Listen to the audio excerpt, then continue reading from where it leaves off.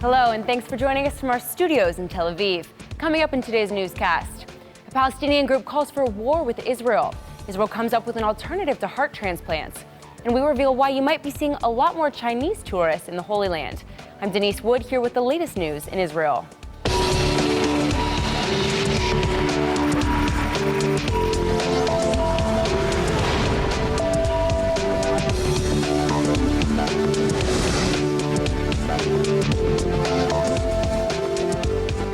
The U.S. and its allies have launched a campaign demanding that the UN come up with an appropriate response to Iran's recent missile tests. The campaign comes after intense pressure from the Israeli government to punish the Iranian regime, especially after learning that the words "Israel must be wiped out" were written on the missiles. Now the U.S., Britain, France, and Germany insist that the recent launches of missiles which are capable of carrying nuclear weapons were in violation of UN resolutions. The four nations submitted a report to the UN calling the launches destabilizing and provocative. Israeli UN Ambassador Danny Danon has welcomed the report, saying that there must be consequences for Iran's hostility toward Israel and for its complete disregard of the Security Council. Danon's now calling for the report to be followed up with new sanctions against the Iranian regime. The Security Council resolution was adopted last year after the Iranian nuclear deal was signed, calling for Iran to abstain from launching any ballistic missiles that are capable of delivering a nuclear weapon. Russia is expected to oppose the Security Council's action and possibly use its veto power. Israel and China have a long history of cooperation, but the two countries are taking big steps to strengthen ties and encourage their citizens to visit each other. Israel and China have announced a major academic collaboration. The two countries have signed 7 educational cooperation agreements, including the establishment of joint Israeli-Chinese study institutions and investments in student exchange programs. The deal is expected to cost around $68 million over the course of 9 years. And Israel's Council for Education hopes to increase the number of Chinese students studying in Israel. The announcement comes just as Chinese Vice Premier Liu Yandong is visiting Israel. And Israel and China are beginning negotiations over a free trade agreement. I was delighted to hear today from Vice Premier Liu that China is prepared to begin free trade agreement negotiations with Israel. This is a momentous development, and we are ready to do so right away. We have so much that we can do together. We discussed the various fields in which this can happen: in healthcare, in remote education, in agriculture, in marine agriculture, in IT, in every field of human endeavor. The cooperation between Israel and China can yield enormous results. And we believe that Israel can be a perfect partner for China's plans to move its people upward, and I think move the world upward. And that's not all. Israel and China are also set to sign an agreement that will grant Israelis a 10-year multiple entry visa to China, making Israel the 3rd country in the world to be able to do so. Only the US and Canada currently have the visa agreement with China, who is notoriously strict with its visa policies. Israel is calling the agreement a major diplomatic achievement. It will also allow Chinese citizens to obtain a 10-year multiple entry visa to Israel, which Israeli officials are hoping will stimulate tourism. Currently, around 30,000 Chinese citizens visit Israel each year, and Israel's hoping to raise that number to 100,000 within 3 years. Every year in Israel, tensions rise before Passover, and this year's no exception. Palestinian groups have been increasing incitement against Israel in recent weeks in an attempt to encourage terror attacks.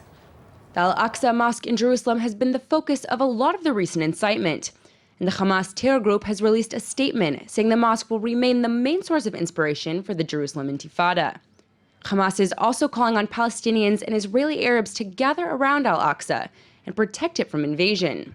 The group also claims Israel is trying to keep Palestinians from coming to the mosque to pray.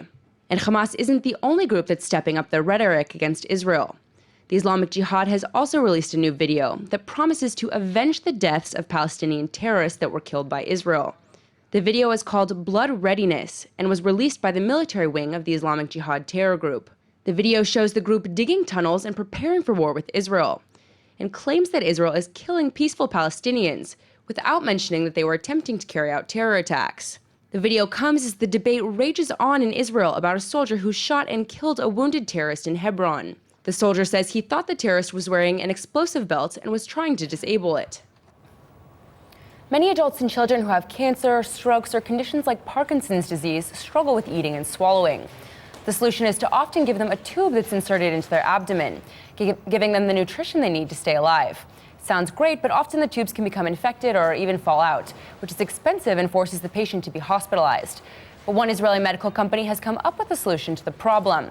Feed Me CEO Shachar Milis is here to tell us how their new product helps eliminate these problems and gives patients a higher quality of life. Thanks for coming in. Hi. So first of all, what is a feeding tube and why do some people need it? Okay, feeding tubes are a life-saving procedure or a life-saving solution for people who cannot eat and swallow. And that caused by numerous conditions like you described, like cancer or stroke or neurological conditions such as ALS or Parkinson's disease. And those people who cannot eat for a long period of time need a feeding tube inserted directly into their stomach to be kept alive and for their nutrition sufficiency. What is your company's tube doing that is different than what's on the market right now? It sounds like it's a painful procedure currently what's going on and that it causes a lot of problems. What is what you're doing helping solve that? Okay, so feeding tubes basically have been around for about 35 years. And this is a typical feeding tube. So you can see it's long and it's heavy and bulky. And what part is actually going out of the body? All of this, basically. So it's really long. So this is the internal retention mechanism, and they have this long tube taped against their body. So they feed through that tube, and this tube stays for a long period of time.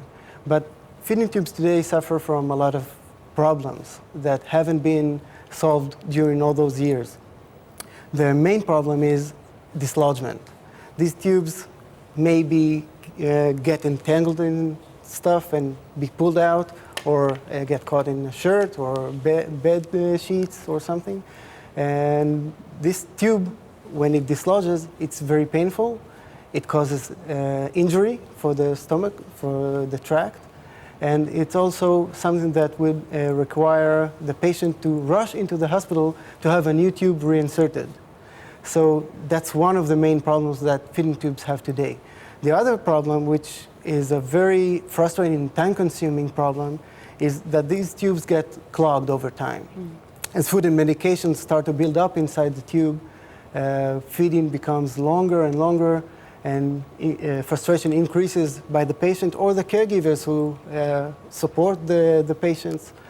And eventually the tubes will clog, and when it clogs, they will either try to massage the tube and try to open that, or try to inject soda or warm water or any other solution, and it takes a lot of time, and sometimes it doesn't work, and the tube has to be replaced altogether just because it got clogged.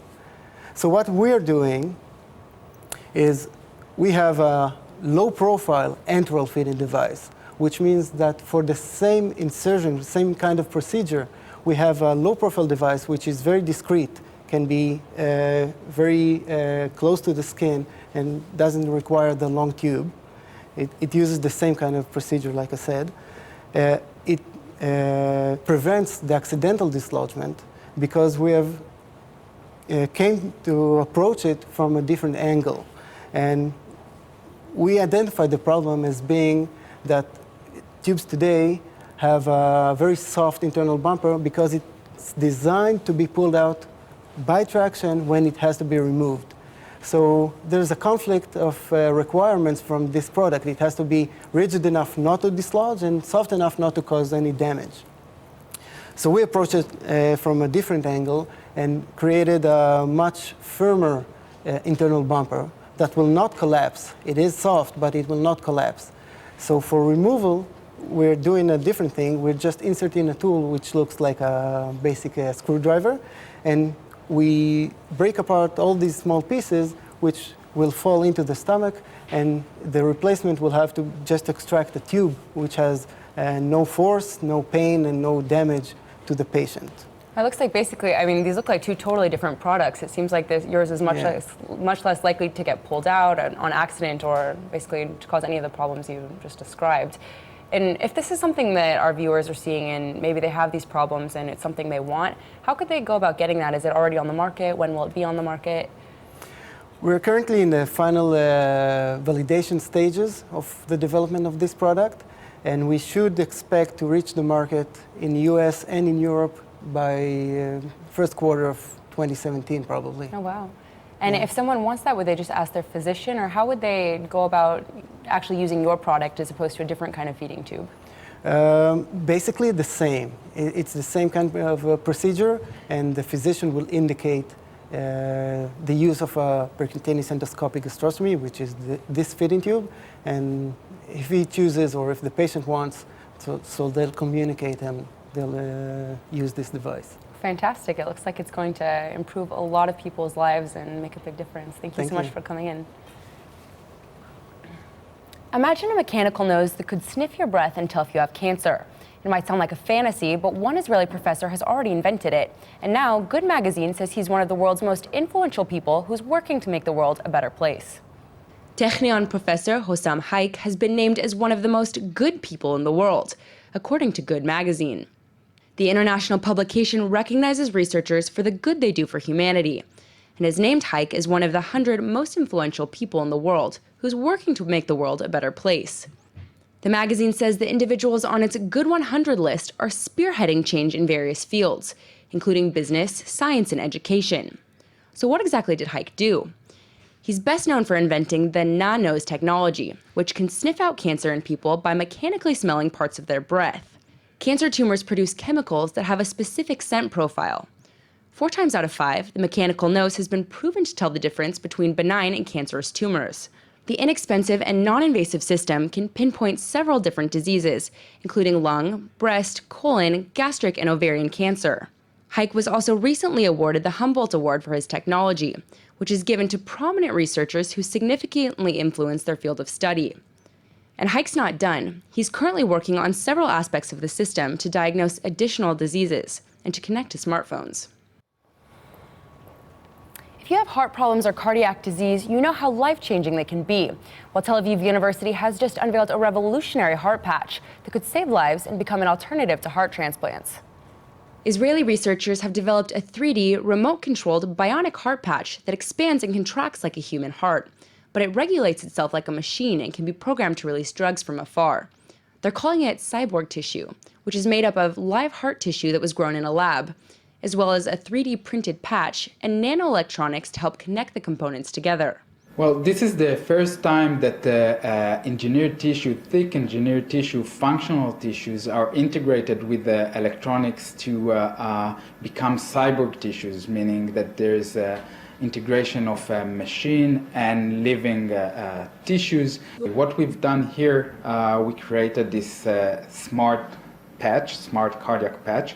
The patch is not only comprised of the cells and the biomaterials that make the cells a tissue, it also comprised or integrating smart electronics, nanoelectronics within.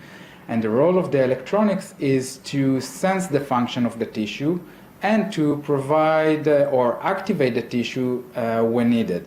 It might sound like science fiction, but it means if a patient isn't feeling well, his doctor can actually log into the computer, view his patient's heart remotely, and then intervene to treat him. The patient is sitting in his house, is not feeling well, and the physician immediately sees the condition of the heart on his computer and can remotely activate the heart, can provide electrical stimulation, can release drugs. And if you really think about this technology, we don't even need a physician because the cardiac patch can regulate its own function. The cyborg heart patch is expected to save the lives of patients whose hearts have been damaged by heart attacks or cardiac disease. But researchers are already working on using the patch to treat neurological conditions in the brain and spinal cord. Professor Tal Devere is part of the research team at Tel Aviv University, and he says the patch could serve as an alternative to a heart transplant by releasing medicine and producing heart cells to repopulate damaged areas of the heart. The patch will likely revolutionize the medical world, but it's not going to be ready for a few years. Devere says the next step is a series of trials on animals, and then if they're successful, human clinical trials. Even though there's still a lot of work to do, Devere says the patch should eventually be cheaper and quicker than current medical practices, especially full heart transplants. Our vision is to, there would be organs with electronics that would be transplanted. And this is exactly what we're doing now in the lab. We're not just engineering a patch, a piece of tissue with electronics. We're trying to 3D print a whole organ, the whole heart, with the electronics within. And I believe that in the future, in 10, 20 years, there would be such bionic organs to, in the market or in hospitals to be transplanted. All this talk about Israel's amazing new heart technology brings us to our Hebrew word of the day. Today's word is lev, which means heart in Hebrew. Even though lev literally refers to a body part, Israelis like to use it to talk about a person's character, compassion, and courage, just like you would in English. If an Israeli thinks really highly of someone, they might say that person has a lev zav, or a heart of gold. But it's not all fun and games. In Hebrew, lev can also be used negatively. If you grab a coffee and forget to ask your Israeli friends if they want anything, they might tell you, "Ein lecha lev," or "you have no heart." But Israelis like to say, "Al tikach et ze lelev," or "don't take it to heart," because they're probably just joking. Let's go ahead and take a look at the weather forecast. Tomorrow is expected to be sunny with a high of 71 degrees. The pleasant weather should continue into Friday with a high of 75 and even sunnier skies.